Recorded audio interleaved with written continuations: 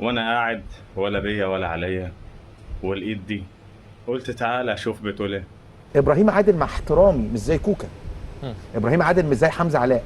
يا راجل، هو ابراهيم عادل مش زي كوكا في الاهلي اللي لاعب اساسي في النادي الاهلي ولاعب اساسي كان في منتخب مصر الاول؟ النادي الاهلي عندما رفض انضمام امام عاشور ومحمد عبد المنعم رفضهم ليه؟ انت بتدخل ليه النادي الاهلي في جمله مفيده معاك؟ انت بتتكلم على لاعب ولا بتتكلم على لاعب ونادي؟ يا راجل افهم معنى الكلام اللي بتقوله ايه. احنا تعبنا.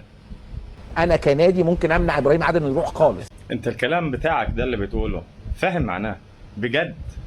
عارف معناه صح؟ يا كابتن ماليش دعوه بمصر. طيب لما انت بتقول ماليش دعوه بمصر، امال انت بتتكلم بناء على ايه؟ بتتكلم على ايه؟ هو ده مش المنتخب الاولمبي لمصر؟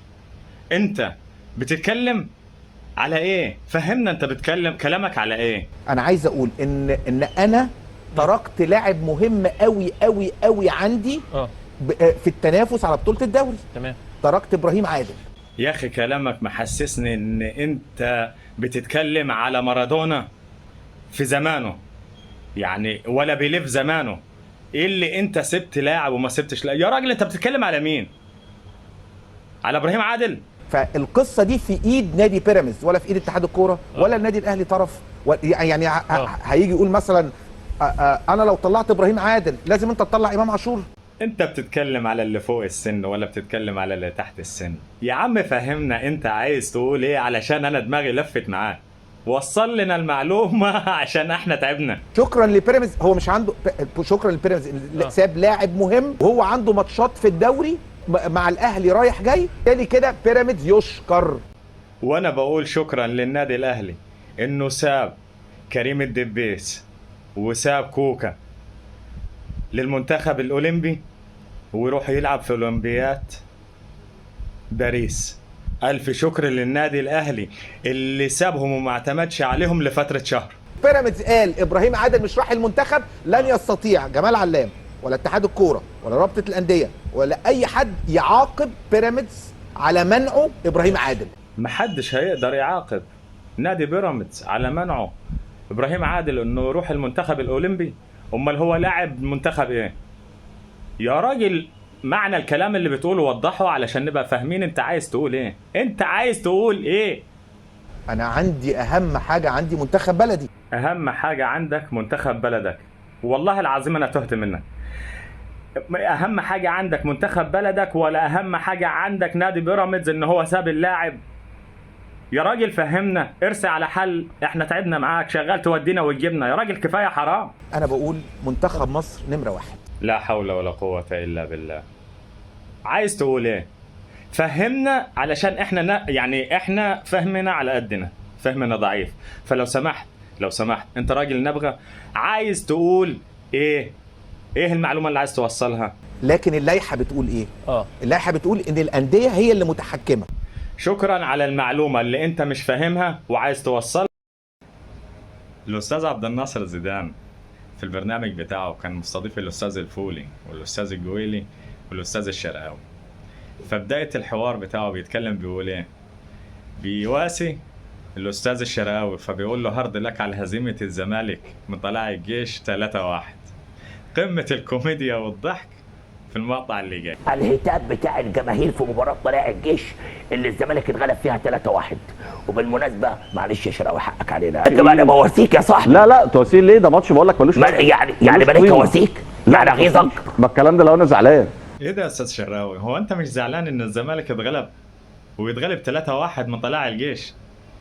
ايه الحكايه؟ مش زعلان؟ انت دايما تقول له هارد لك، انا ما اعرفش بترد عليا. انا نفسي اقول لك مبروك مره. كل مره بيقول له هارد لك، نفسه يقول له في مره الف مبروك. ما ينفعش الزمالك في مباراه دوري حتى لو مباراه وديه ونقول ان احنا بنجرب، ما ينفعش نغلب 3-1. الاستاذ الفولي بيقول ما ينفعش الزمالك يتغلب 3-1. طيب هي الهزائم اللي قبل كده دي كانت ايه؟ ده الزمالك مغلوب الموسم ده 9 مباريات. احنا مش حقل تجارب، الزمالك مش حقل تجارب. حضرتك بتتكلم كلام زي الفل. الزمالك مش حقل تجارب وما ينفعش يتغلب من اي فرقة في الدوري المصري 3-1. انت بتتكلم كلام زي الفل فعلا. ممكن يتغلب من اي فرقة تاني بره الدوري المصري. الزمالك المفروض ان هو بينافس على المركز الاول. هو حضرتك معانا في موسم 23-24 هو الزمالك كان بينافس على الدوري امتى؟ امتى كان بينافس على الدوري؟ شيكابالا طلع اعتذر للجمهور. يا أستاذ يبقى عبد لو زيك ما يهموش الماتش ما كانش اعتذر. لا كده الوضع اختلف. لما يطلع الكابتن شيكابالا ويعتذر للجمهور على هزيمة نادي الزمالك من طلائع الجيش 3-1، لا يبقى كده في اختلاف في الوضع والوضع اختلف.